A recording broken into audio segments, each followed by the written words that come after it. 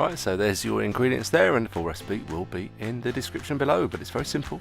So bring some water to a boil or to a simmer. That's extra to the recipe, or to the recipes I've researched.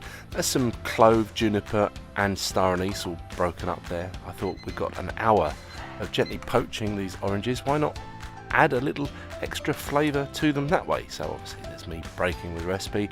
This is not how my nonna made it, I know, sorry.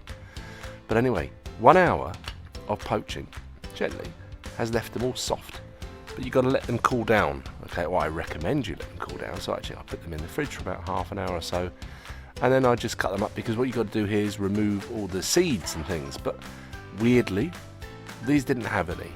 I think that makes them a Jaffa. Apparently that's what that means, I don't know, but they didn't have any seeds. But if they do, get those out, and any bits of like the eyes and things like that, get those out, because the rest of it in your food processor, and blend for, doesn't have to be till it's like a completely smooth puree. It can be a bit chunky, a little bit lumpy like me, and that's that done.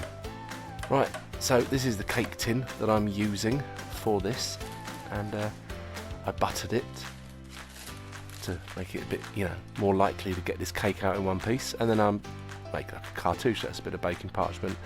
You can see I've raced through that process there. You form that into that shape there, like folding it half in half and then half and then half again. And then you measure it, the diameter. And then when you open it up, you've got a perfectly fitting bit of paper there. That's just security, really. We want this cake to come out and be as one, and not be in little bits stuck to the cake tin. Here's me separating eggs.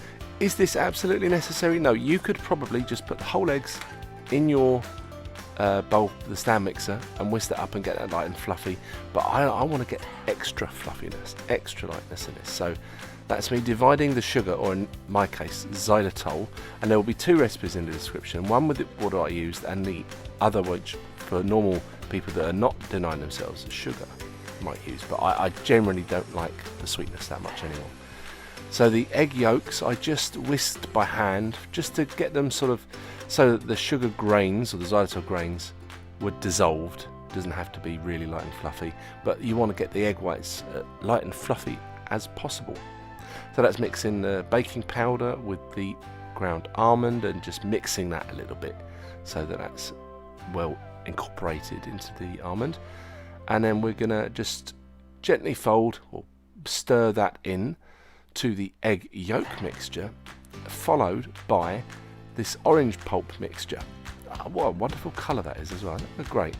So this is a technique you'd use to get whipped egg white into another mixture. You generally put 1 or 2 spoonfuls in it first, and you kind of beat that in, and then you mix that mixture into the remaining of the whipped egg whites. And you fold and cut, and you fold and you cut, and you do that for a little while. But you choose your point when you stop.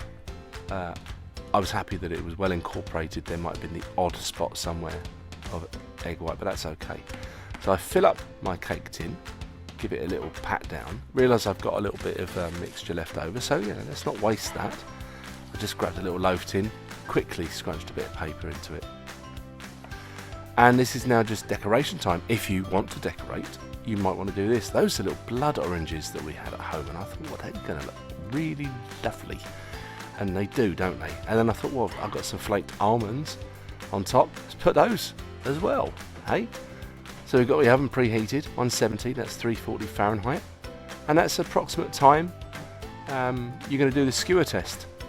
It could take up to an hour. If you don't want it to get any darker like that, you can always put a bit of tin foil or aluminium foil over the top, but I like it like that. So the skewer test worked. The skewer came out nice and clean, and it was boiling hot, so we know it's ready. Leave it to cool before unmoulding it, and that's a good technique for doing that there. Don't forget to like, comment, subscribe. Smash that subscribe button.